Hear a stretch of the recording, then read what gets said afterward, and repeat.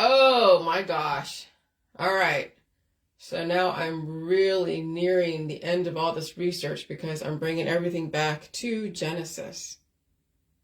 I'm bringing everything back where it was supposed to be brought back to. Though I had a lot of aversion to religion, even aversion to the Bible, but I did not like people's perceptions of the Bible that were on my page. And there's so many offshoots of religion. I had to go back to what I was trained in or exposed to as a child, as far as the Jewish religion and the science, the law, and even the words and all the allegory and stories, of course, the fairy tales. And then, of course, the conspiracy world, my interaction with so many different people. Okay. I mean, and then, of course, being out there in the world and experiencing so many different types of people and their behaviors, their belief systems. And that's why 50 is so important, because 50 is when you're either going to die from your programming or you're going to redirect. And I already knew even 20 years ago, shit was not correct, even in my own body. It just, things started, like, the demon within was just freaking insane. And so when you think about it, 20 years ago, I'm like 50, so I was like around 30 was when that demon really came to a head. And then it was a steady decline, and it was a miserable process. And so I'm Gen X, I'm about 50, we're in the third year of climate change. Yeah, I told you, I saw the writing on the wall when I counted how many bullets I dodged in the J world. Because all the previous issues that I've ever had as far as physiologically were coming up, even skin issues that were pushed back in the system with steroids and other types of medications, were coming up through the J world. Especially the last 3 years, because the first 4 years of the J world, I activated my immune system, put myself in a curative state, and then was riding that high for a minute, and then the climate changed and woke up what needed to wake up.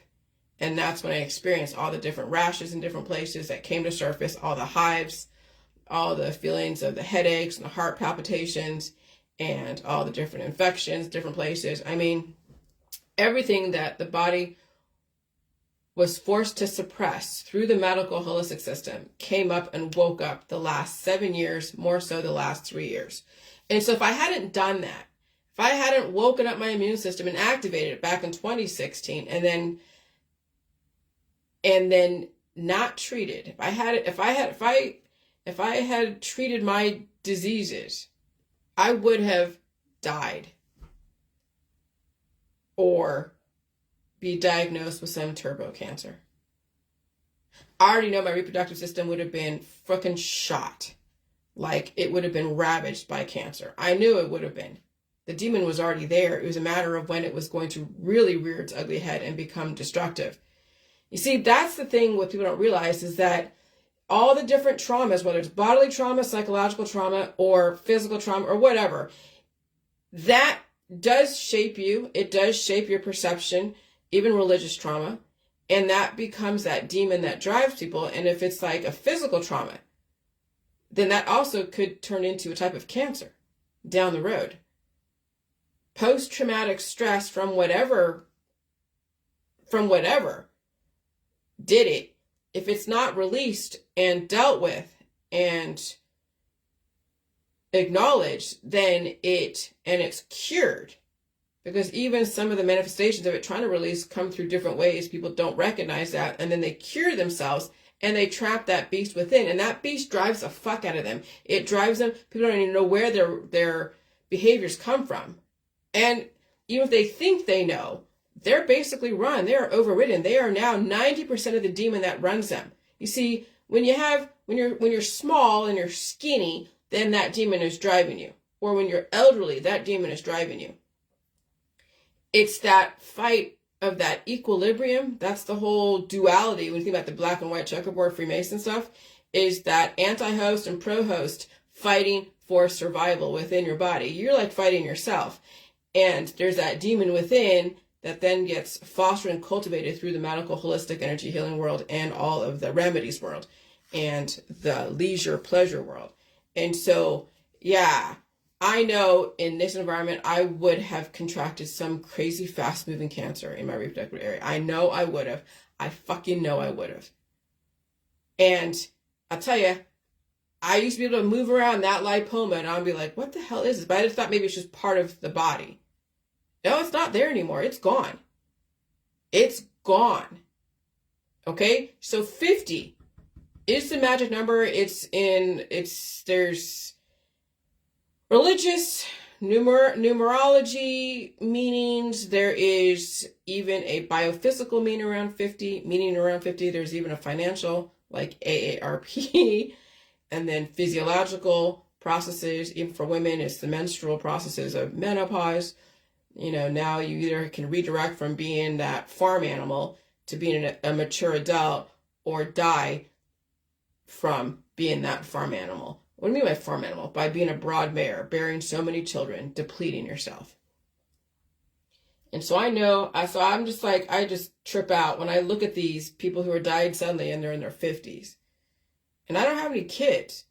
So my fate would have been, I would have been fighting some kind of cancer and or been driven crazy by the hormonal imbalances that do mess with people psychologically, mess with me psychologically. So now it's like, thank gosh I released those demons. Now it's just looking at all the bullets I've dodged. It's crazy. It is so crazy, it's crazy. And yeah, the drive to survive is something that you have. The drive to fucking survive is something that you have or you don't have it. But can people build the drive to survive if they have the capacity to? They may not have the strength. And that's kind of the sad part of it, is that you think everyone can be driven to survive. But I'm on my own most of the time. I've been on my own most of the time. When you think about it. I would go travel here and there. My husband comes home every so often off the road. I used to call people when I felt like, I was going through all the stresses of all the crap that went on the last 7 years. But my dog's gone. People that I was working with are all gone. Everyone that was part of the J world, when you think about they were working next to me, they're all gone. And so I have now people that I talk to on Facebook every so often, but I don't even take advantage of that too much. Okay. And so, yeah, it's being on your own. It's literally being on your own with your own thoughts. And that's a hard thing for many. And especially when you're fighting disease and you have to also support yourself. See, I got lucky. I have the perfect storm here. Well, I didn't get lucky. I built this.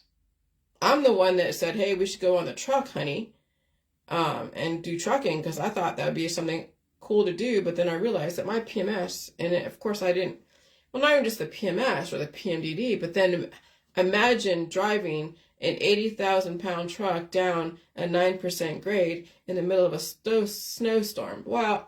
And I'm trying to stand on the clutch at truck school. I was like, there's no freaking way I was going to do this, honey. I thought I could. I was like, yeah, let's do it. People can team drive and they can make money.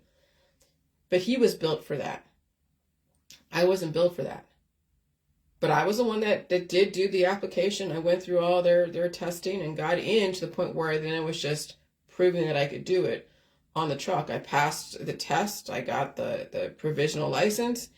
I answered all the questions correctly. They looked at my background. They went through the whole gamut at that place. Actually, it was Swift when you think about it. And I got to truck school, and it was just the 1 or 2 weeks. And so he was the one that learned the trucking.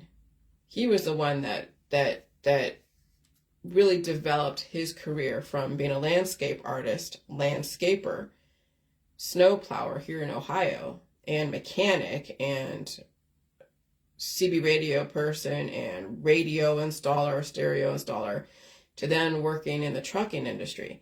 And so I was set to kind of ride his coattails, ride the wave, be that arm candy, be that whatever it is that right-wing men want in their right-wing women, right?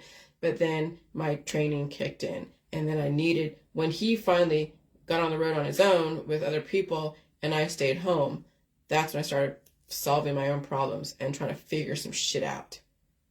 Because he wasn't going to save me. No one out there was going to save me. I had to save myself. I had to build in an infrastructure to save myself. Okay? And that meant that I had to take a risk even leaving California to come out here. Because who knows what I would have entered into out here. So sometimes even saving yourself requires risk taking, requires change, which some people are not prepared to do. So I'm just giving you my representation of the drive to survive, and that obviously came from Vietnam, but also the last 49 years. So, bringing everything back to Genesis and to Adam and Eve and what they were, who they really were. It's allegory. And Adam and Eve were a representation of humans and how humans need to be disciplined and held to account for the choices they make. Which is now when I look at my upbringing, and then I look at the Jewish religion, and then I look at Adam and Eve and Genesis, and then them being cast out of the Garden of Eden because they disobeyed the rules. There were consequences. When you disobey the rules of eating from the tree of knowledge, and now you have this knowledge, and now you're more aware, you're not this little innocent naked thing running around all over the place like an infant. Now you're more aware, there is responsibility. Now you're on your own. Now it's like when you're 18 years old, you got to be on, that's what my parents told me. When you're 18, you're on your own. Well, I left before that. But that was what was threatened to me every single time that, I was not adhering to whatever it was going on. Is that 18 years old, you're out of the fucking house. You're on your own. What are you going to do? How are you going to survive? What do you do for a living? You have to pay bills, and I was just so fucking scared. I was so scared. Because I wasn't prepared for any of that shit. Even though they tried to get me prepared for it, there was so much going on in that world that I was just like horrible. And so that's what Genesis is the whole Adam and Eve story, is that when you finally are kicked out of your parents' house and you have to survive on your own, do you have the means to be innovative, to survive? Do you have the drive to survive? And right now the system is kind of like getting rid of the Garden of Eden. They're making it harder, making food more expensive, making everything more expensive. And so your beautiful paradise of like expectation and longevity and baubles and parties, it's still there, but they're making it harder. And if you can afford it and you're willing to give up so many parts of yourself, okay, fine, we'll give you all that, but there's a price to pay for it. And that is now you're breathing in somebody else's microbes. It's going to cause fornication. It's going to cause offspring, and it will ravage the shit out of you. Oh, there's a price to pay for everything. There's a price to pay to life. And so the whole Genesis was really about even child rearing and about how adults deal with life and death and responsibility and change and evolution. Because when you go from paradise to now suffering, in the hinterlands of non-paradise, where you have to go and cultivate the earth and go and grow your own vegetables, and you have to go and cultivate and tend to animals and a farm and build your own house. It's like everything that was given to you is now you got to do it yourself, and some people don't survive that. And so in a lot of ways, when you think about even families, it's like a small little Adam and Eve, small little snapshot of like a Genesis. How are they going to handle when we give them everything? Like we see in families, they go, oh yeah, we'll give you everything. We'll give you everything. And you see how fast these kids run through stuff and how fast they run through their own genetics. And then in this environment, they're dying suddenly, or they get lost in addiction and parties and everything else. So it's interesting, the experiments that are happening today, which are not that different than what probably happened way back when Adam and Eve were, when they did exist. Because they had to be the chosen ones, right? Why were they the chosen ones? Because whoever this God is that taught us, or taught humans, whoever these gods were, that aren't here, or they are, I don't know, that taught Adam and Eve responsibility and consequences. Okay?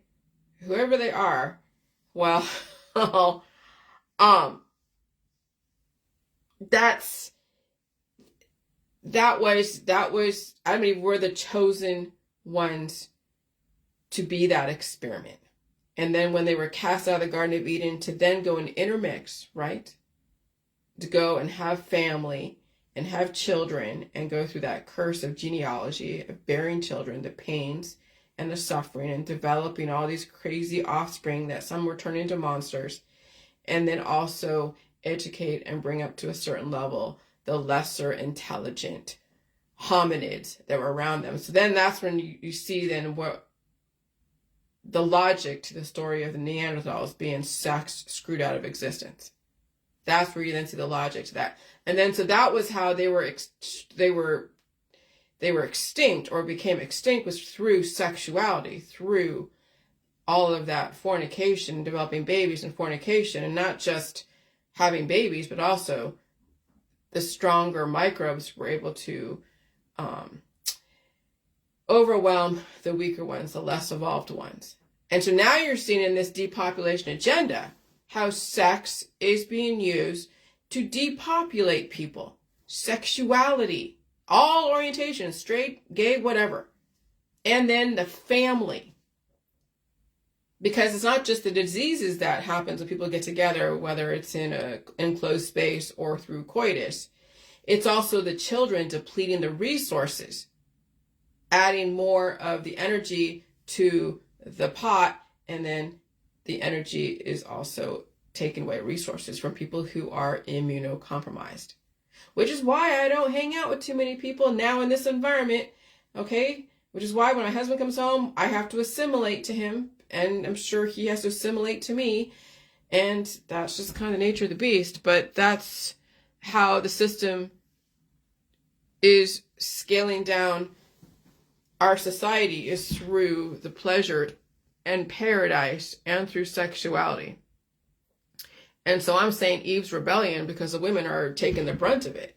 Yeah, the men have to work themselves, but men can walk away from families. They do all the time. And I don't blame them, because who wants to be saddled with 50 kids and having to change diapers and work for that? And some men are built for it, fine. And other men are like, yeah, no, I think I'm going to take care of myself. And I don't blame them. Especially with some of the things that got them together to begin with, just lust. And who really wants to be married to someone, when you met them at 15 and 16? They're not fully developed. And who knows who's to say what's in their background. So I don't blame some men for walking the hell away. Shit happens. All right? And so, God, I mean, this is just crazy. And so anyways, all right.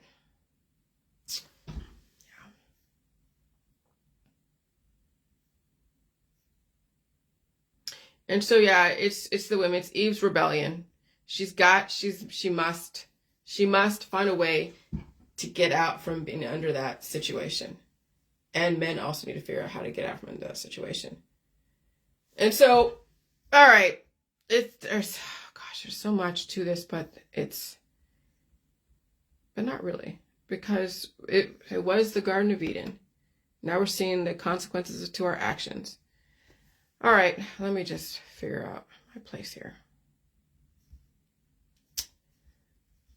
I'll just go from the bottom to the top, because I got to find a way to say this.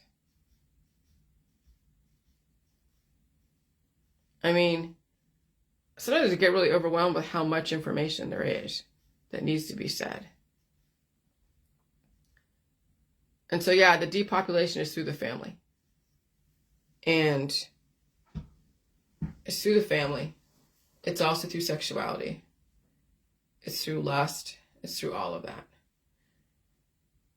And so was Adam and Eve the chosen ones to be the experiments in God's laboratory of humanity? And when they violated the rule of law, they were cast out of the garden to mix in with the lesser humans, passing down the curse of genealogy. Is that why the Jews are said to be the chosen ones, because of that story of Adam and Eve and the Garden of Eden? I suspect it might, as Genesis is part of the 5 books of Moses. Okay. And so that yeah, when the Jews wrote that part of the Old Testament of Genesis, they knew a long time ago. This is the child rearing and being accountable for your behaviors and the drive to survive is a tale as old as time. It goes all the way back to Adam and Eve. And then watching humans who do the opposite of that, who don't take account for their choices in life, who are afraid of everything, who are depleted from so many children, who develop some pretty crazy children out there, like serial killers, like Dahmer and all that. I mean, wow. And so when you're writing the story like Adam and Eve, it's not like, I mean, maybe they did exist, or it was a compilation of so much observations in different civilizations. I mean, this was written supposedly maybe 6,000 years ago. I don't know. They say this took place, I don't know, maybe it's 10,000 years ago. Yeah. But we think about it again, like I said, Earth is the Garden of Eden. Earth is the paradise that they are talking about. And so even though the context of the story is about disobeying God as far as the living situation, when you think about you disobeying the sanctity of your own immune system, developing so much fertility in children and fertility in the body and not releasing the demon, so to speak, and taking care of yourself, then being cast out again into the hinterlands of the universe is the same thing that Adam and Eve went through. And so yeah, I'm trying to figure out, I have an idea of how I'm going to start with this, how to put together this book, because it's going to take me, there's so much to it, and it's going to take me at least 5 or 6 to write this book, because there is so much to it. And there will be footnotes so I can reference, so then and it might be an ebook. I could make it a regular book, but it'll probably be an ebook so you can go back to the links, or at least copy and paste the links and put them, and they'll be attached to science and credible history, sites. So that way you can see the bigger story. Because that's just like Dante's Inferno and all these huge books of allegories, that it brings you back to the other stories of other things. So it's going to take me a while to write this, but I'll tell you that that's where we're at now. We're going from so many, right? We're going from like infinity amount of people to now back to one, but not to one human. You are the one. Are you the one to survive your circle of people? Are you the one to survive your family? Are you the one to survive even in your little society? And there could be so many ones out there. Okay? There's like zeros and ones. That's the matrix. You can't have the one without the zero. The one exists because somebody else died. You see what I'm saying? Does it have to be you? No.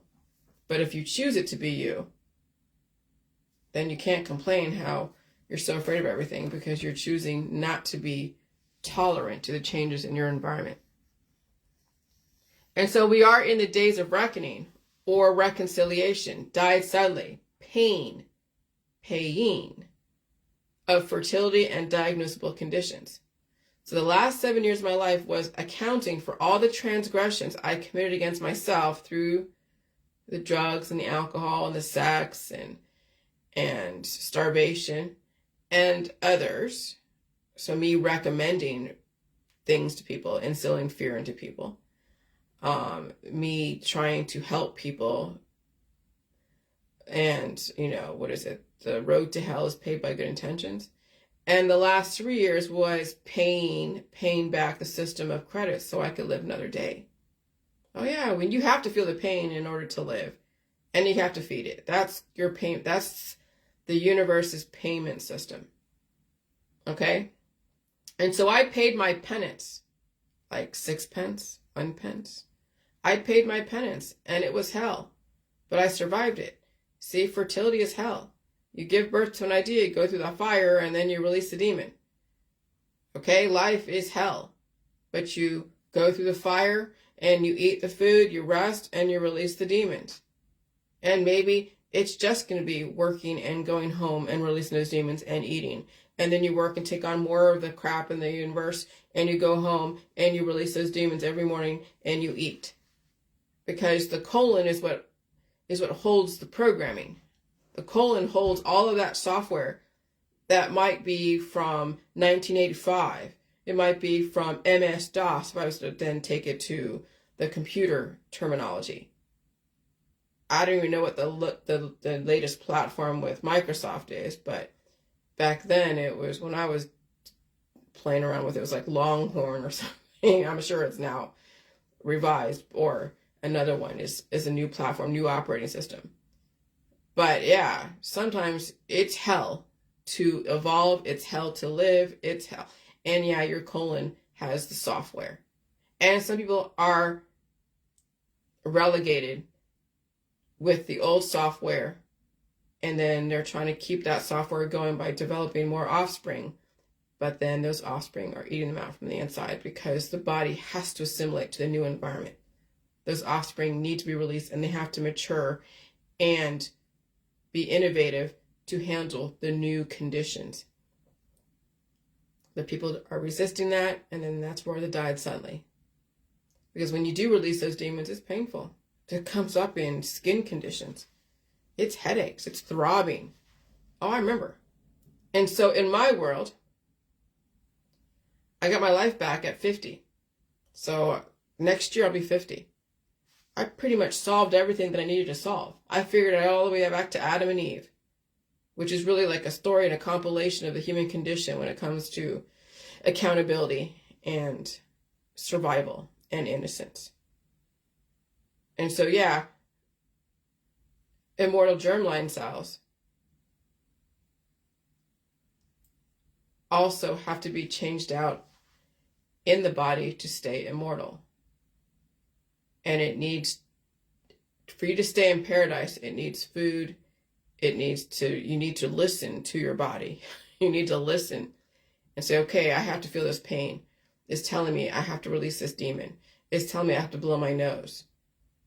But what people do is they mischaracterize what their body says, and they avoid food. They avoid the pain. They avoid the lessons. They run away from it, and then they wonder why the body rebels back, and they don't survive it. And so in my world, I got my life back at 50. The last part of the somatic cell is finally redoubling itself for the last time before I evolved into the next 50 chances of life, via the new immortal germline cells, with the cabinet of somatic cells redoubling itself another 50 times, 50 years. So that's why when you think about the Bible, right, they're saying that they're giving humans to live to be only 150 years. Well, why is that? I couldn't tell you. I have to go and research and figure out the interpretation of why 150 years. But you think it's a 50 and 50. So that's 3 times 50 and 50 and 50. So your first 50 years is you learning everything. Your next 50 years is you then maintaining it. But then who lives to 150? I haven't seen anyone. I heard people maybe 120 I've seen. But they're so old and decrepit, would they live to be 150? If you're lucky enough, you'd be like a Kissinger or other people who live to be 99, 100, 103. But 50 is the magic number. But people start falling apart at 50. Right now, even earlier. They're dying suddenly now, so it's crazy. So Day of Reckoning refers to the last judgment of God in Christian and Islamic beliefs, during which everyone after death is called to account for their actions committed in life. And so reconciliation is an accounting procedure that compares 2 sets of records to check the figures are correct and in agreement. Reconciliation also confirms that accounts in general ledger are consistent and complete. Okay? And so, yeah, I know my accounting functions as far as my body, even in the banking system. Well, at least with my own ledger, my checking account. But I know how much I take in as far as the fertility, the microbes that are diverse. I know when my body starts developing offspring called mucus, and I know how to release that, spend it through the energy of release, so it doesn't become so numerous. Because when you have so much energy in the body of offspring are not allowed to release, then the body goes into ship shape, gets all weird looking, or it causes infection. Okay? And sometimes the body gets very big from all of that as well. And so I'm constantly fluctuating with the environment that's giving me all the free energy and is developing offspring based upon my exposure and even through just my own maintaining what I already have and then taking on new information. And I also know when to release those demons so they don't become so numerous and cause disease. That's why I won't die from cancer. Because cancer is fast-moving cultures in a body that doesn't have an optimal release process. And that's why the aging process. Okay? And so I figured out, the book's going to be called Eve's Rebellion, Taking Back Paradise, Earth. Because that's exactly, I've rebelled against I tried to rebel and I knew a demon was developed in me. I rebelled. Okay. And I released a demon in the last 7 years. But yeah, right now it's Eve's rebellion. She's trying to get back to paradise because she's gone through hell out there. She learned her lesson. Eve learned her fucking lesson. This Eve. Now there's other Eves out there that haven't learned their lesson. They're going through their lessons and hopefully they survive them. They may not. But I'm taking back paradise. I'm in paradise right now. Yeah. I mean, there's a lot of energy. I woke up at 3 o'clock this morning. I released that demon within, and I woke up at 3 o'clock this morning. I blew my nose around 3, and this is where I'm at now. Okay. So I could hear to my voice that the energy is so aggressive right now. So then why are you in paradise?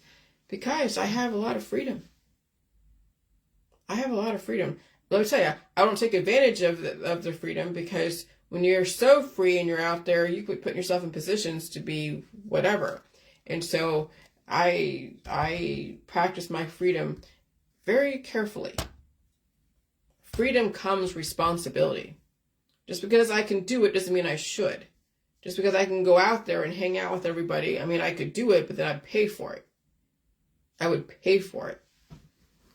That's what paradise is realizing the consequences of your actions and considering if it's worth it. Okay? So even though I can go out to all the bars out there because I can handle the environment, do I really want to come back home and spew out all those demons? No. And so I pick and choose what I do very wisely. And so Adam and Eve could also be the mycoplasma, the devil and the angel within one person. And when that one person violates the laws of life or disobeys God's law, they are cast out of the Garden of Eden, out of paradise or earth. Okay? So the duality of humans, when they are faced with a choice of the shortcuts or denying oneself or pain penance when taking shortcuts, that's Adam and Eve. Adam is the atomic energy. Eve is the darkness of rebirth. That's probably why she's painted as a Lilith too, because she's not only consuming, but from that consumption births in another situation out there. Because that one death will develop somebody else's life. Because now you're taking away something that's consuming something else, thus allowing the other thing to live. And so that's why those two work together. But now you have a choice. It doesn't mean just because you know that there's balanced life and death that you have to be the one to die, but there is a price to pay for life. And that is the pain and the food and the innovation, the drive to live, the drive to survive, the suffering. Yeah. And so when I was getting a little bit emotional about this guy, who I don't even know, but former NBA center Eric Montross has passed away at the age of 52 due to cancer. So these turbo cancers are really ravaging people. 20 years ago, I remember to what degree the issues I had came to a head. I was right on track to be sacrificed through this climate change. Oh my God, I know I was supposed to have some kind of cancer, and it was developing in me around the beginning of my protocol. If I hadn't gotten ahead of it like I did the last 7 years, even more so the last 3 years, I would be one of these died suddenlies. I know I would have been. The guy below, 9 months to fight cancer, turbo cancer, that woman on my Facebook too, 8 days. You're not getting a lot of time to redirect, obviously. 50 seems to be the magic number. If you surpass it, maybe you might have a chance, and I say maybe. All right. Okay, I'm going to drink some water.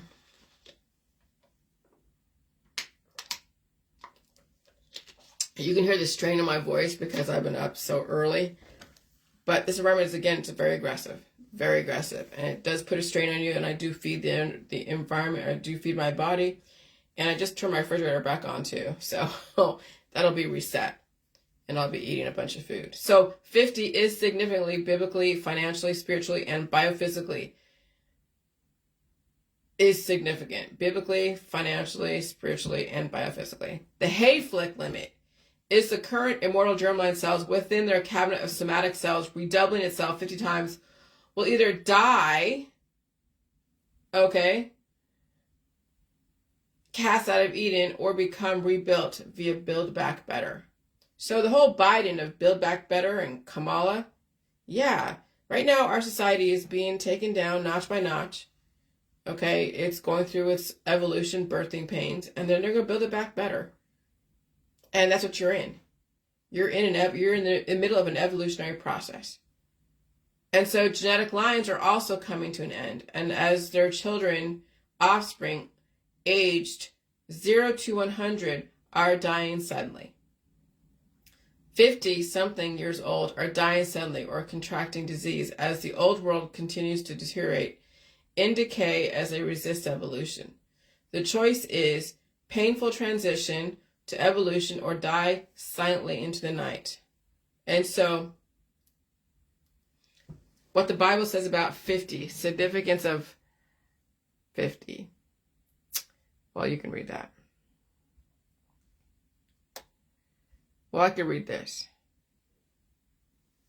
First, God, first, energy does nothing without a purpose. And its purpose always includes giving its people additional instruction for their ultimately eternal benefit. Counting to Pentecost is no exception. Pentagram. Is that 5 sides? Oh, yeah. No, it's 6 sides. Okay. Even a cursory examination will expose several fascinating avenues of study. Hold on a second. Is a Pentecost 5 sides? Wait, hold on. Pentagram is 5 sides. Oh, yeah. Okay. But pentagram is 550. Pentecost 50. Oh, see, you see, there is. Yes. 550. Holy shiz.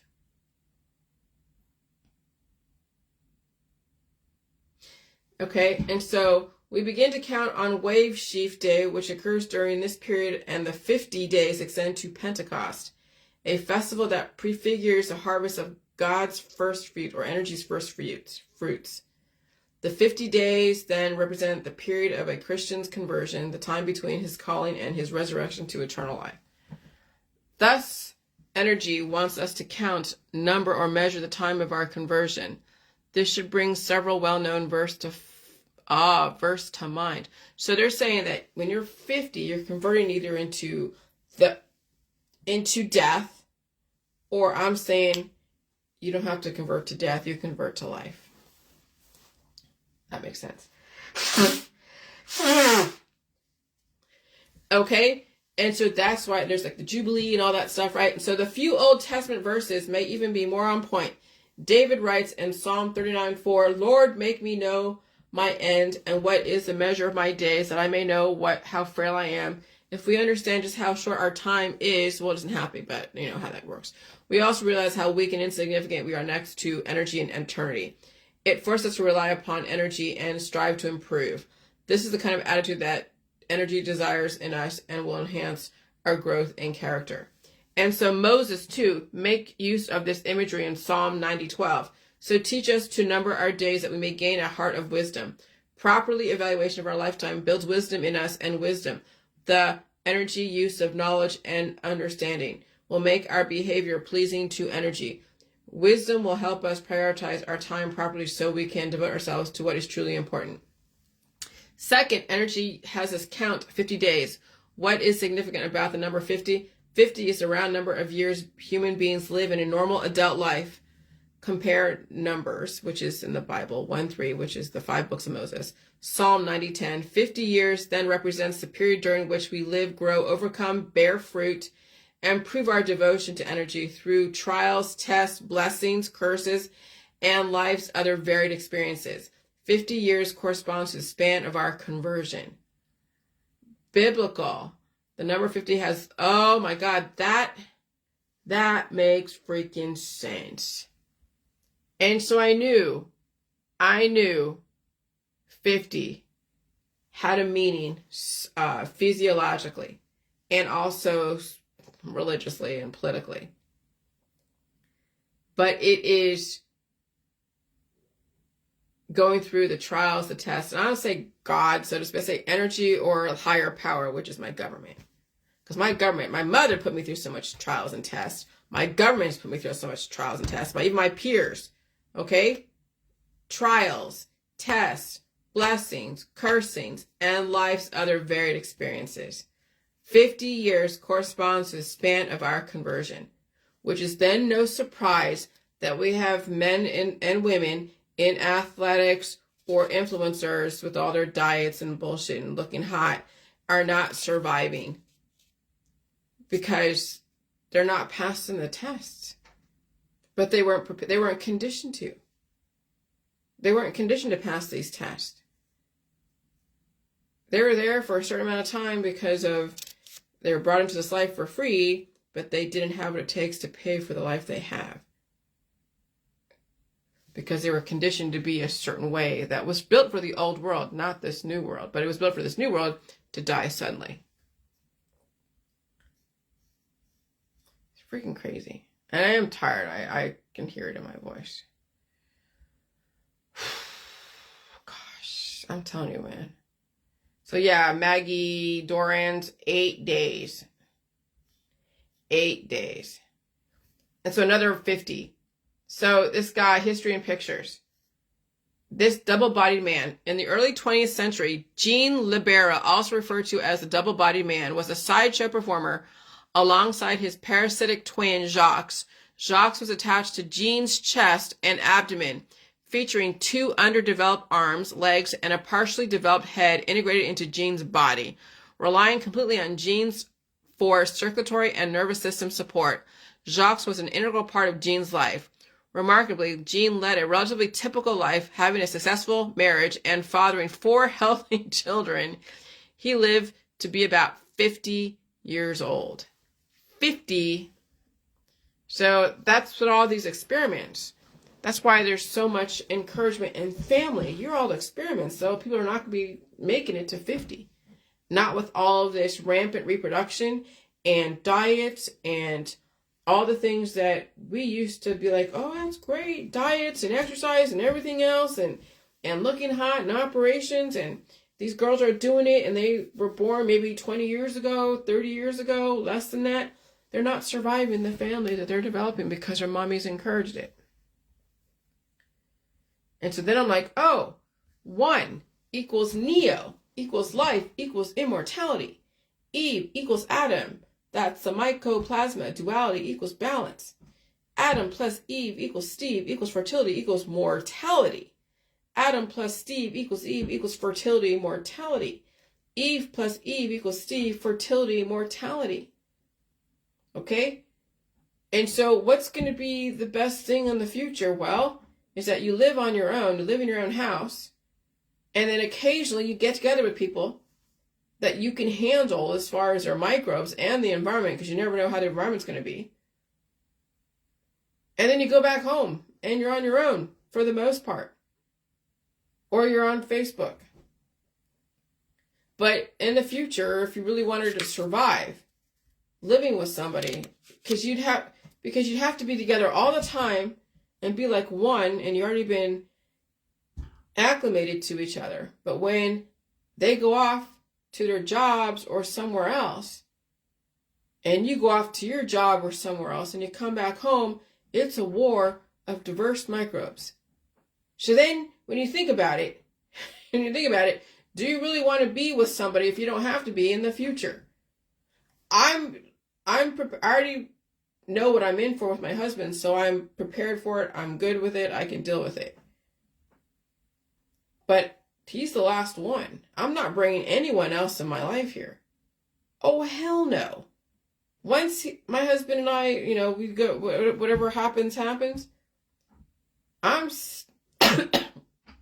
Holy crap. Yeah, I'm not bringing in anyone else. Because it's the microbes you got to deal with. It's the microbes. And so 1 equals neo equals life equals immortality. And you have that duality of Eve and Adam, the mycoplasma, the duality, the balance. And so when you go out there and you bring in the demons, because you're out there, then you got to release them. And you still hold a little bit of them inside, but they're not so influential. And so sex, not violence, could have sealed the fate of the Neanderthals. We already knew that. Sex, not violence, could have sealed the fate of the Neanderthals. More evidence emerges that Neanderthals and Homo sapiens made love, not war, thousands of years ago. This is why I have a limit. People are screwing each other to death. If this happened to the Neanderthals, imagine what goes on in marriages out there and relationships. And not only the traditional way of sex, but also communicable diseases. Developing offspring trapped inside the body during climate change. Which is why your colon needs to have software changes almost daily now because of how aggressive the environment is. But like anything, it is a transition and a process, not something to take lightly. And I've been changing out my software in my colon since 2016. I have some typos in there, but whatever. I knew about religion too. Women go to church. Women who go to church have more kids and more support, but okay. Yeah, so when she dies, then I guess everybody else takes care of that kid and cannibalizes it, right? And so I pretty much knew this. As you can see who the target is as far as destroying genetic lines because of intolerance built into the family. When you have so many kids, you are developing intolerance and disease and then died suddenly. And then people blame other people. Well, if you didn't have so many kids and you're not gallivanting everywhere all over the world right now in this environment and you ate all food and you steadily transitioned of changing out of your software. And you steadily transitioned of changing out your software, you might stand a fucking chance. Maybe your family might get it. No guarantee. I know. I'm feeling like I'm just like, oh my God, I swear this environment is so crazy. It's so cold out that it's so energetic. And then I'm awake and I'm like, I'll stay awake. I don't want to go back to sleep. And I know I'm going to take a nap later. And so, oh yeah. So I'm kind of like, in a way, delirious, but okay. Colorado Supreme Court boots Trump from 2024 ballot. Yeah, we'll see what happens next year. All right, so here's my hair. It looks great. I blew dry it too. It looks good, huh? All right, another person died. What is this? Football community in mourning as rising star dies of heart attack at just 20. Yeah, that's what's going on right now. These kids are not prepared for this. So I saw this yesterday and I didn't post it, but it was like, okay. I wasn't sure if I wanted to post it. But it says, cancer-stricken man, 31, regrets ignoring telltale symptoms. And he's hot. He's a workout artist. Okay, I mean, all right. And so I said, the article says he suffered with stomach swelling, chronic constipation, cramps, and vomiting. Now the 31-year-old says not getting it checked out is his biggest mistake. And so... yeah, I don't know if he's dead or not. Yeah. And so when people start, they're saying he's terminal. So when people start vomiting, especially if they are a workout artist, it means they have a lot of blockage. See, the immune system has to release those demons and people don't. They're afraid to release demons. Well, if you're 90% demon, I don't blame you. I say if you want to avoid the medical system, you have to know exactly what you're doing. And you can't be afraid of poop. And people are, and they ignore it, and that's why they die because of sepsis. I don't know how they would treat him as far as his constipation. People have had blockages and been recommended surgery to get that blockage out. But sometimes that's just too harsh on the body. It's just too much for some people. So they said, no, I'm not doing it. But I'm sure they would find a way to get it out. But holding on to old poop that causes infection in your body is what's driving turbo cancer. People think I'm nuts until they watch their friends die suddenly from cancer and are constipated with bloated bellies. And you can't force your body using laxatives or even JJ, because that's called breakage when you're forcing with laxatives or curing poop in the body. That's why people were getting cured so quickly with white salt, because that was even more aggressive because it's white salt, and that they were having problem with constipation. They were getting bloated from it. Well, no shit. Literally. And that's when I was pulling out the crap. Okay? And so it's a conditioning process. My process is a conditioning process, and it's not easy. Believe me, every single time the environment changes, I feel so energetic, and if given the opportunity, my body would hold on to some of that poop. But I make sure I get it out in this environment, of course, and every future environment. And so that's why my immune system is so on point. When it develops mucus around my nose, I know I have to use the restroom. And then this usually happens around 3 a.m. But right now, the environment is so energetic, I'm awake. But I am also feeling a little bit delirious. But I'm choosing not to go back to sleep today, but I might take a nap later. Okay. So, yeah, it's 22 degrees outside. And there's a lot going on, storms and everything else.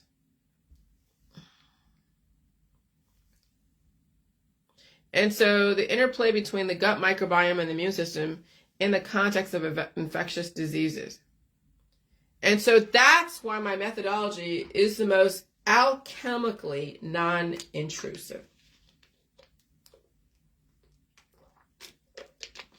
It's true. I activated my immune system 7 years ago. And I am maintaining it with no medical or holistic interference. I basically eat food to sustain and release, and I don't overdo it on any elements.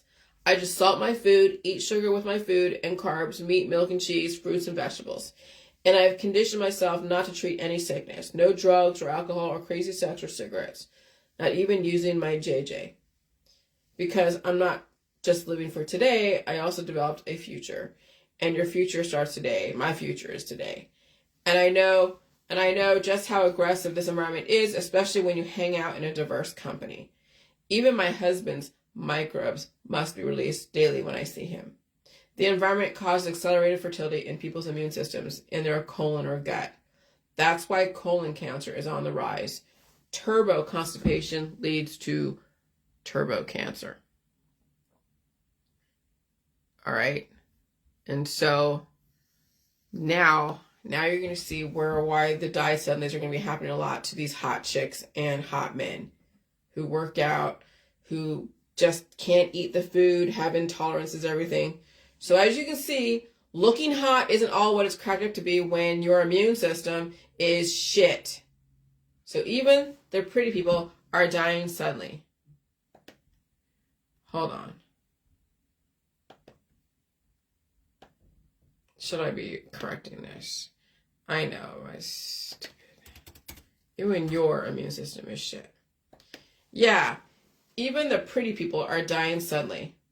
So no, I'm not impressed with how hot you look, because I'm sure you're a mess on the inside. Because in order to be hot in our society, you have to compromise yourself and your immune system.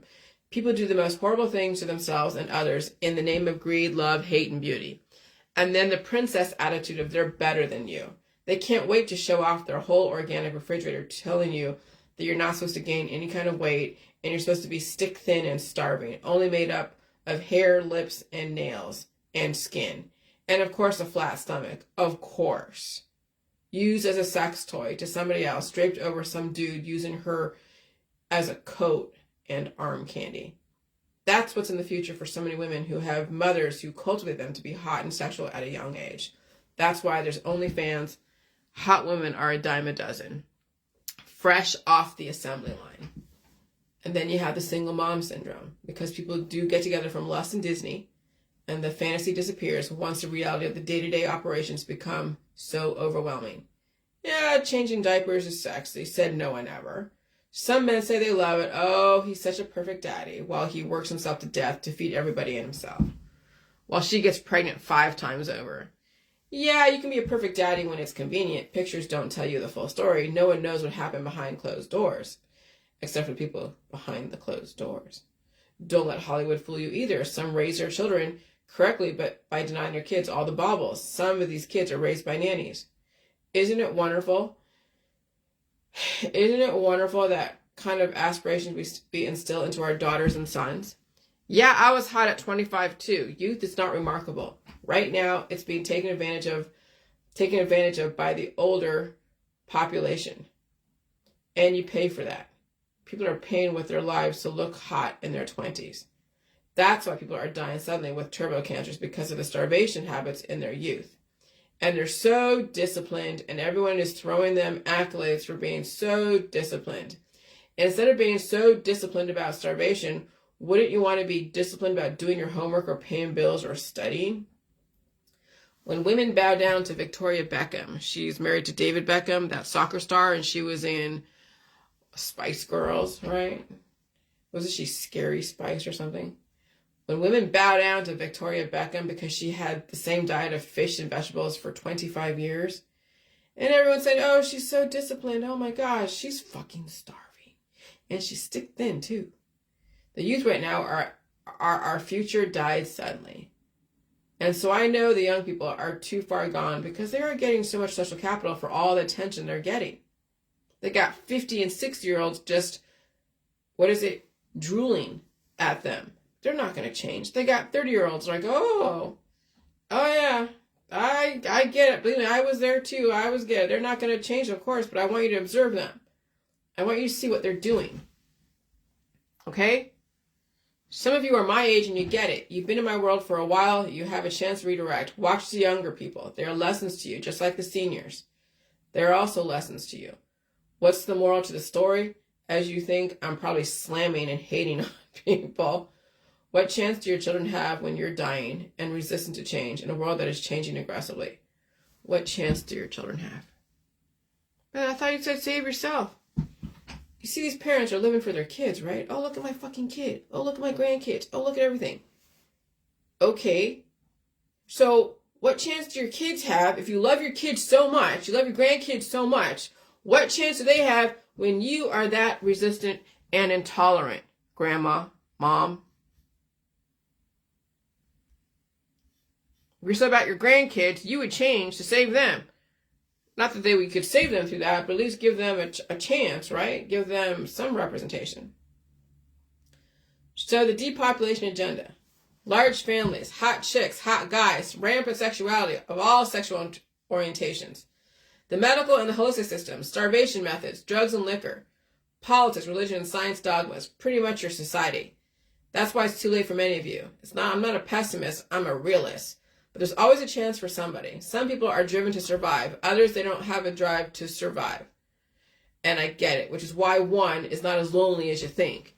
If you're that lonely, the death culture is a popular full of lonely people wanting to get together all the time.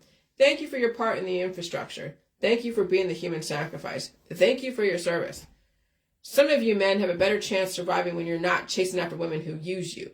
Some of you women are better off on your own, so you're not encouraged to get pregnant and destroy yourself for a family or be used as someone's sex toy. As far as same-sex couples, you got to save yourself. You might be better off on your own. I guess it just depends on what your priorities are.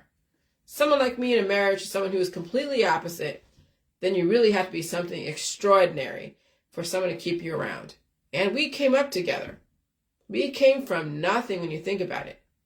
I had $2,500 in my pocket, came over here, and that lasted me for a certain amount of time before I then had to work transatlantic, cold calling, as he was trying to figure out what he was doing, what he was going to do. Okay. And then we got into the trucking industry, and we built from that. All right. And so then you really have, so someone like me in a marriage to someone who's completely opposite, you really have to be something extraordinary for someone to keep you around. You have to be more than just your body. You got to have some brains, okay?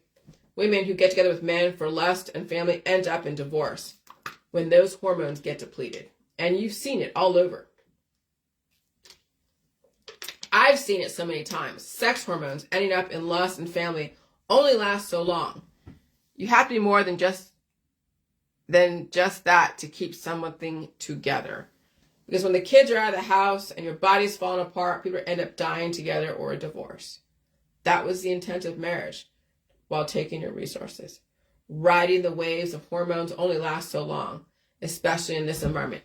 Women in marriages, you better have something more than your body to offer to that family. And that man, if it's even worth staying.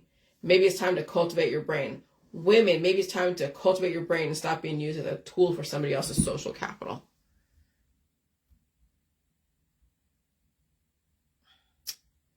All right. And this is the last thing I'm going to say. All right.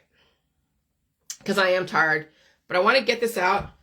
Because it's for my, like you're seeing Jillian in all her different faces based upon the environment. And the environment is very influential, just so you know. The environment is very influential. And it'll make you be awake. And it will also, sometimes, I'll sleep really good when I'm awake for longer than usual. But being up at 3 this morning, releasing that demon, whatever, and then just staying awake, I know that I'll be eating, and then I'll probably take a nap later on. And I like taking naps I like being energetic when I want to be. I like being, I like taking naps when I want to. I like eating when I want to. And so, but I also want to get this information out for myself because I got to hear it. I got to speak it, even if I sound crazy or lose train of thought or whatever, because of all the different conditions that are going on. And these conditions right now are really aggressive. That's why you see people dying suddenly out there, because the conditions are that aggressive. It even affects me. I'm not trying to resist the environment. I'm trying to go with it. And sometimes I'm more awake than not. Sometimes I'm sleepy. And I never resist what's going on because I don't have to do that. People who are in specific schedules with specific accountabilities to so many people have to resist their own immune system. And it will bite them in the ass. It has. Okay? And so if I'm only let's say if I'm only accountable to my husband and a job, well, that's a lot to be accountable for. So you really have to play that very carefully, which is why it's better to be just accountable to one person or one thing versus so many things, because then you're working against yourself. So that's why, this world, I'm gonna straddle this world and finish it out. But my next world, I'm not taking on anyone else. If I have to get a job because I want to maintain that, because, whatever, then that will be just me and the job, and that's it. But,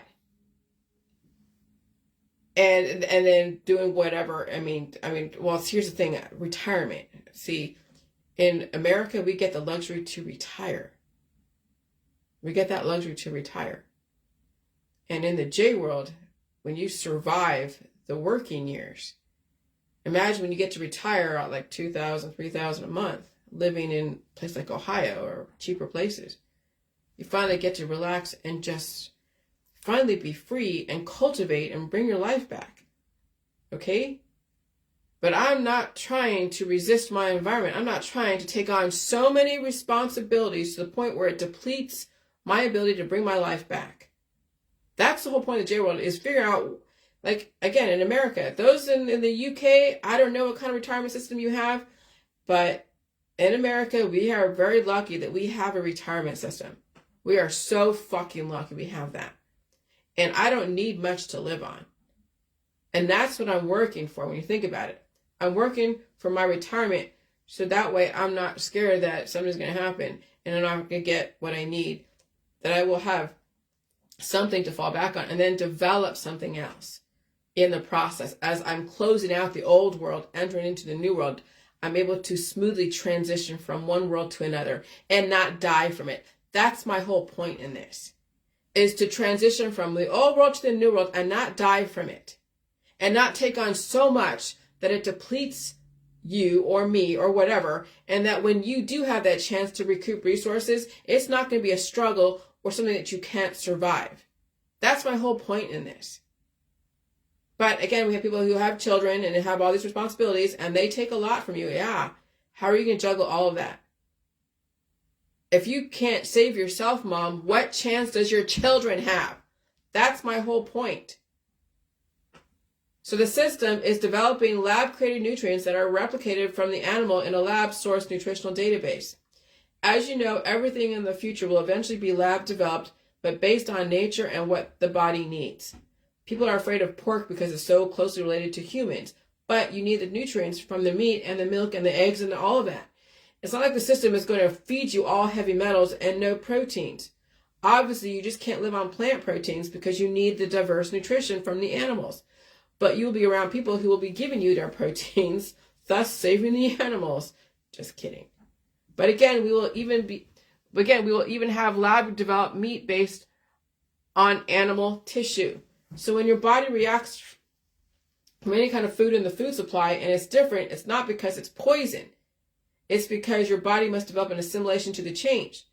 Okay, so that's the thing. And people's like, well, I'm afraid to eat this kind of food because it's synthetic, whatever the hell that means, right? And another person was like, well, it's not as bad as you think. And another person's like, well, I'll just see how I feel after eating it, or after I eat a food that has it. Okay, so then you're going to say correlation equals causation. Okay, that food that you ate made you feel upset, but maybe it could be the frequencies, or maybe it's nutrition that you were missing, that your body was able to activate the immune system to release the demons, but then now you're making that correlation that symptom is bad, and therefore that food must be avoided because that symptom is not something you want to experience, when it's your immune system that's trying to tell you, it's trying to push out symptoms, not because of that food, as far as it being poison, it's because you have shit in your body that you don't want to release. That's how fucked up the human race is right now, is that they are actually starving themselves because they don't want to allow their immune system to release the demons. They have actively disabled progressively their immune system. And then they're blaming the food and blaming the water and blaming the air and blaming everything for their issues when they have conditioned themselves to be that fucking intolerant. And so when your body reacts from any kind of food in the food supply and it's different, it's not because it's poison, it's because your body must develop an assimilation to the change. And maybe you're getting nutrients allowing their body to release the demons causing you pain. But you can't be the one to determine if it's poison or not, so you trust your immune system if you feed it. And if it's FDA approved, it's not poison. Sorry, but you can't be cured, and nothing ever stays the same. Even marriages must evolve. When people don't evolve, that's why they get divorced or die. I've seen it time and time again. You try to be cured, that's called resistance, called breakage, die suddenly. Anything FDA approved is not poison. You must have a diverse intake of nutrition and exposure to your environment to assimilate. Remember, you are responsible for your own immune system.